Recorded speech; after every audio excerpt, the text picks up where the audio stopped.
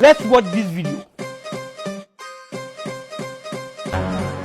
Haya sasa. Watu wapo kazini. Kazi. Sasa for example, huyu anafanya nini huyu? Hii imeenda kabisa.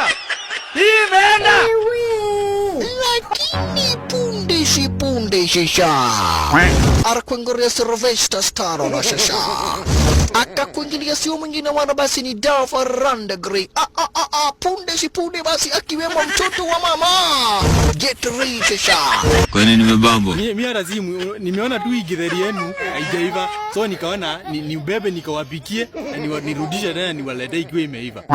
Nifungue hiyo githeri. Ati githeri ulikuwa unasema? Unajua umezoea sana wewe. Kila siku unakuja unachukua githeri. Ndio unaona sasa leo tumekuwekea mtego. Inabidi kule hiyo githeri. Hakuna kupika unapika. Kule hiyo githeri. Kule hiyo githeri. Lazima kule hiyo. Haiko githeri. Kule hiyo githeri sasa kula hiyo. Jamaa amezoea huyu kijana. Kila siku unamtesa huko, pesa huko kila siku. Kula hiyo githeri bana. You have to eat.